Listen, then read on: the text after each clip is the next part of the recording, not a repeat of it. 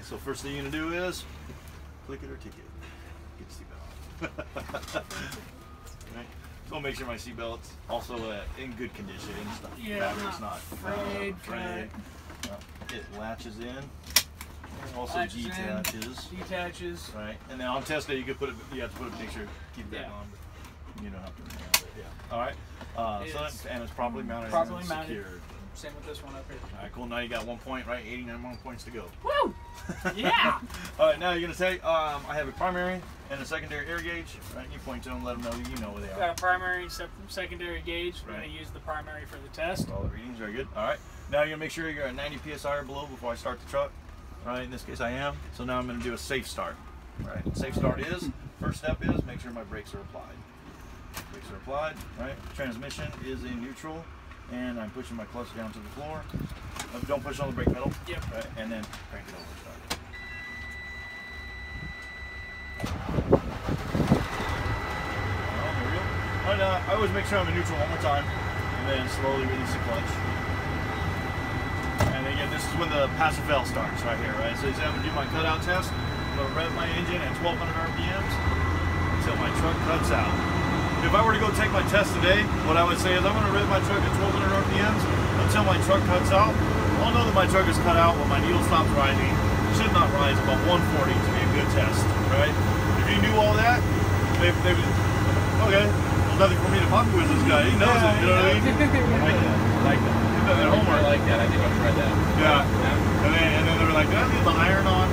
You know what I mean? I'm just waiting for you to give them a reading. That's what you want. You want them to like feel confident about you, because then they're gonna be like, oh, I'm gonna trust this guy with my life. I'm gonna let him drive me around, get on and off the freeways, you know. Anything you can do to establish confidence that you're competent. I like what you. I'm gonna practice what you just did there. Yeah. So you let them know. This one's the only one that's like easy to kind of talk about it before you do it. Yeah. Like if you try to talk about the applied pressure before you do it, sometimes I'll have students do that. I'm like, there's too many steps, man. They go over them all before you do it. You know? But this one's good. You're kind of like getting going. You know, just get going. I'm gonna rev my engine at 1200 RPMs until my truck cuts out. I'll know that it's cut out when my needle stops rising. It should not rise above 140 to be a good test. All right. Now you sound like an instructor at that point. Yeah, yeah.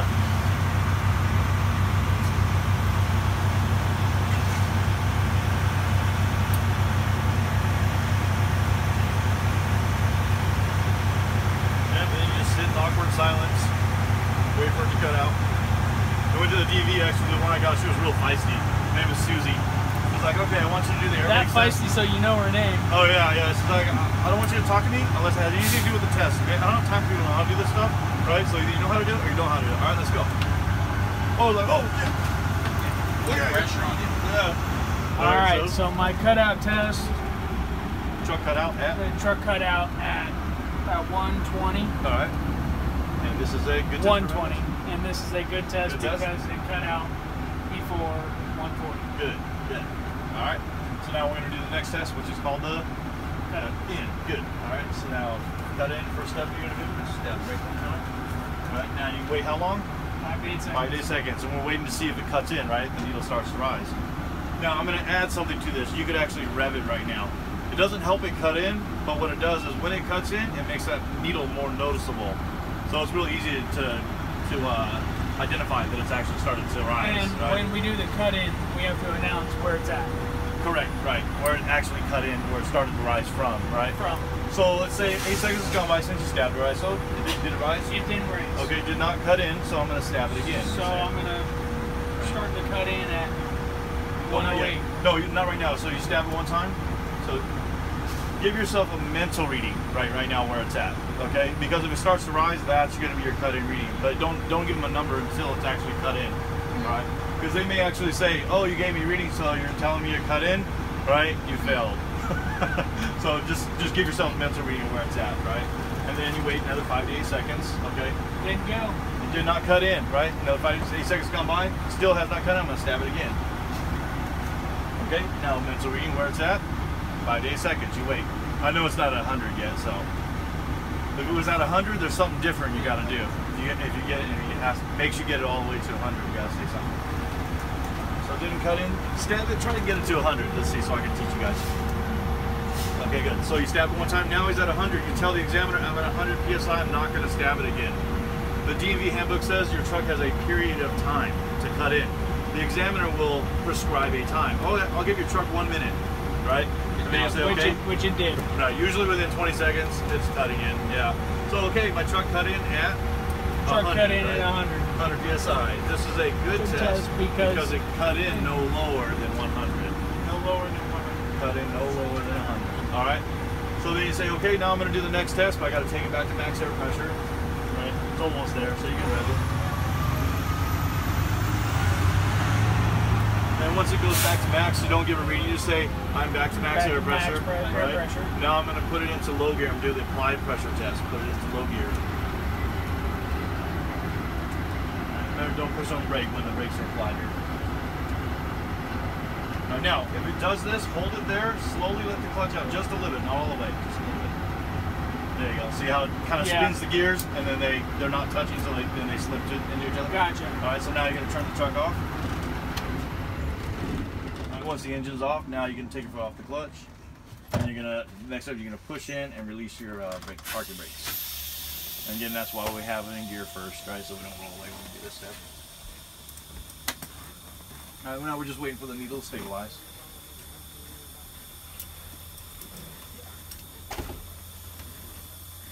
And can you say I'm waiting for it to stabilize between 55 and 75, or no? Don't no. Yeah, that's because that's the next test. The 55-75 number, that's for the low air warning. Yeah, this is the applied pressure test. You're just waiting for it to stabilize, and there's no set number. More awkward silence. Yeah, more awkward silence, exactly. Yeah.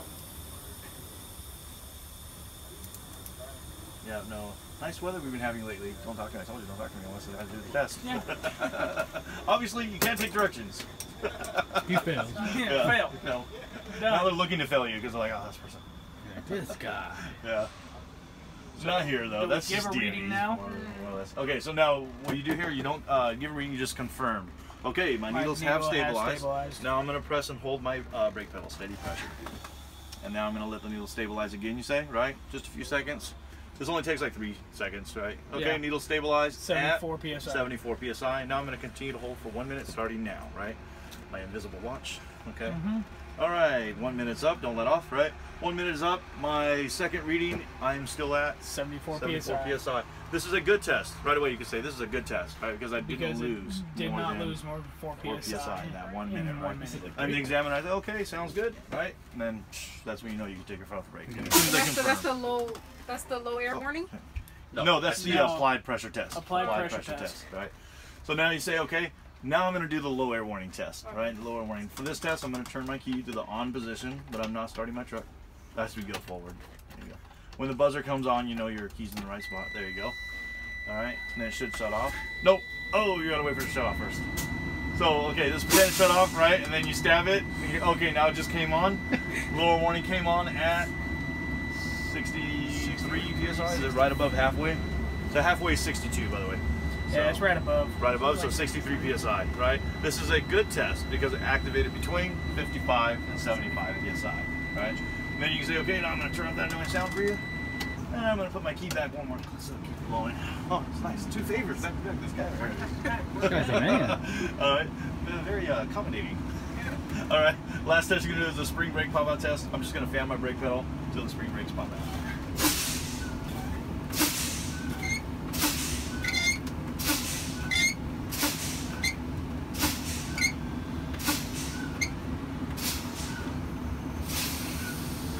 There you go. Both my tractor and trailer brakes have popped out. 21 psi. No, 26 psi. 26. The 25 is right across. So yeah. 26. This is a good test, right? Because they both popped out between 20 and 45 psi. 20 and 45 psi.